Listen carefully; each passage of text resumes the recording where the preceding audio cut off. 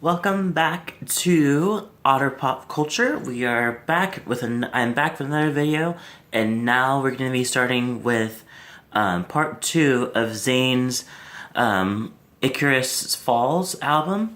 So before in the last video, I told you that the first half is much more not uplifting, upbeat.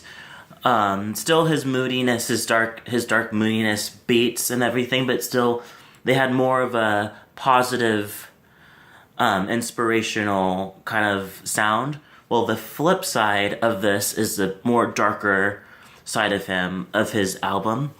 So let's get right into it. So we're starting off after the interlude, and we're gonna go into "Good Guy" is the first song after, and this also is the flip side of the other CD if it's on the actual CD. So "Good Guys" is a really good song. It's well, let me explain. So the song is good. It's more the fact that it gets a little repetitive. So, but the thing that saves it is the fact that it's a sample of "Bang Bang" by Nancy Sinatra. So it's that part. It keeps it float in that type of situation. But other than that, it kind of gets repetitive, and so you don't really get all of the you don't really fall into the song, but the "Bang Bang" keeps it going. So the next song is You Wish You Knew," and this one has a heavy bass to it, but in the beginning has a great guitar like rhythm that's in the beginning, and then the beat drops with a heavy bass. So it's good in that type of thing. Once again, all the songs lyrics wise is on par. It's completely good. It's just so this one is really good. It just has the heavy bass and the guitar at the beginning, and his voice sounds great as usual. The next song is my least favorite of the whole album, honestly, because it just comes out of nowhere. It's one of those it was one of the singles where I heard it, I was like, this is nothing like any of the other singles. It's nothing like anything that he's really done.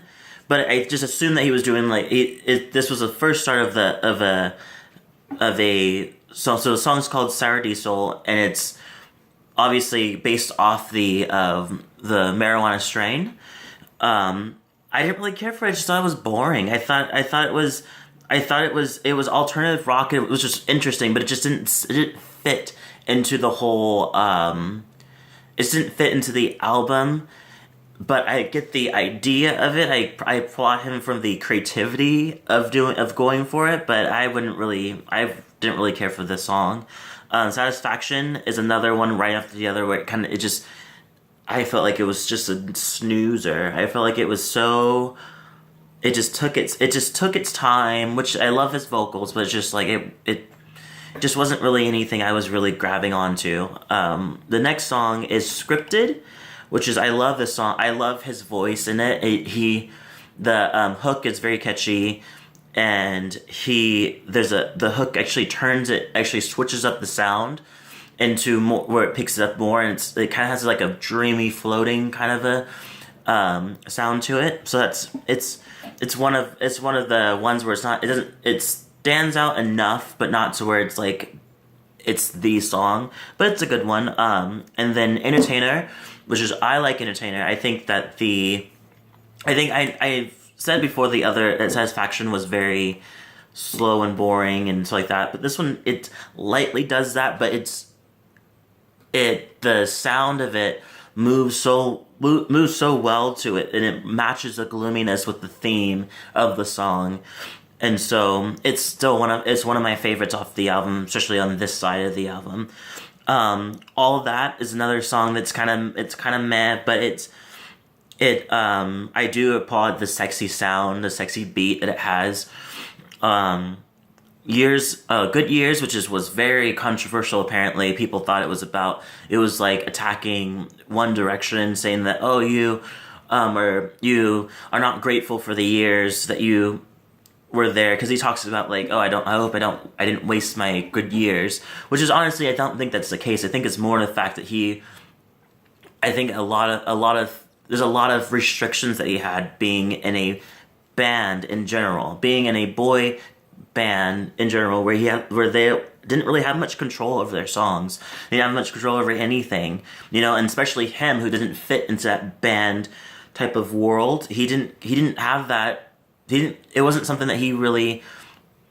He loved the career, but I don't think that he really cared for the fact that he had to be controlled at every single moment. Something like everything was very calculated, which is honestly, I would agree. I would just if that's the way that he sees it, it has nothing to do with the members. It has to do with the idea of the years that were going on. Just like he didn't have much freedom. But it's a good move. It's a good song. It's actually it's also another song that sounds very One Direction. Like I can totally hear this being a song minus what it's about. But the melody is completely very One Direction. Fresh Air. I love Fresh Air because one of the things I like about it is that the beat is simple but sweet. Simple and sweet, and I really like that. And he doesn't really waste much time on that kind of like adding anything to it. I really like it because it feels like when the hook comes on, you're doing another soaring kind of like you're soaring through the sky kind of like sound. If you just listen to it, you'll kind of get what I mean. I think it's one of my favorites on this side of the album. One of the things I like is I didn't like at first, but I like it now. Is what does he say? He's like, I think I need some fresh air, fresh air, fresh air. Like he kind of does like a couple of like a repeat and under it, which is kind of fun. It's kind of fun. The next song is Rainberry, which is I didn't really care. I thought it was kind of meh. The beat in the middle in the hook part was really good. But I didn't really care for it. And is it a marijuana strain? I looked it up, couldn't find anything of it, and I just assumed that it was because it isn't Rainberry, and I don't really know what that even means. So anyway, it was just okay, and that was one of the mini singles.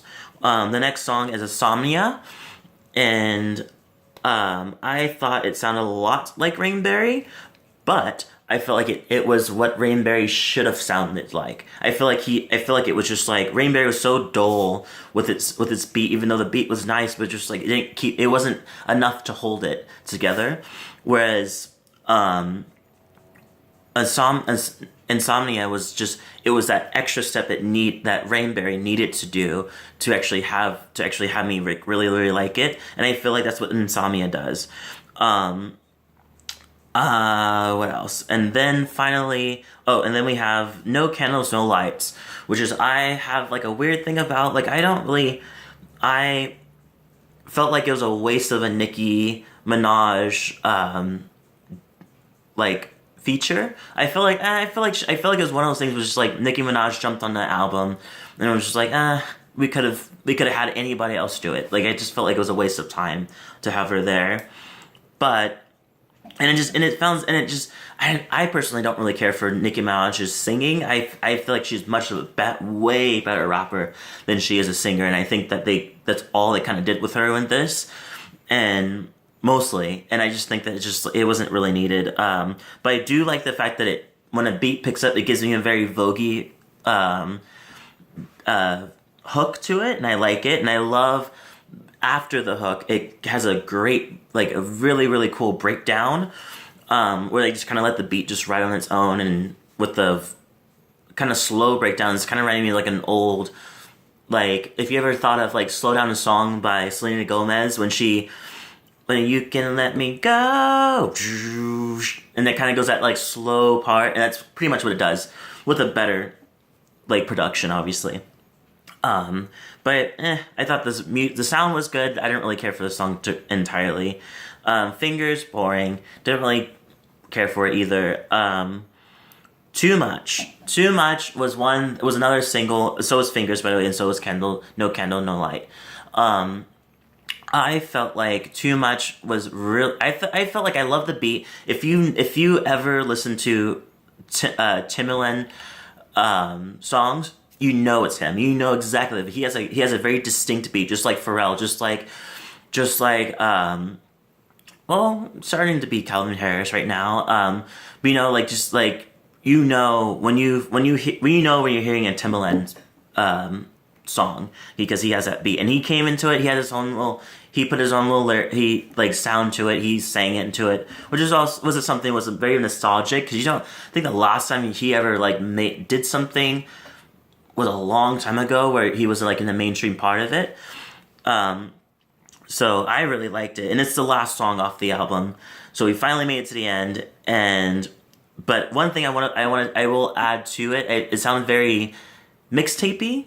Was too much. It sounds very mixtapey because it immediately started off the song with him singing, and it had that little weird like I can't really describe exactly what it is, but it has that weird kind of sound. Just like I think a lot of mixtapes sound like that. Just like we're gonna start you off in the middle of the song immediately, no climb to it, no build or anything. So I didn't really prefer that, but the song was good, and I love his vocals. I love Timbaland, so he wins with that automatically.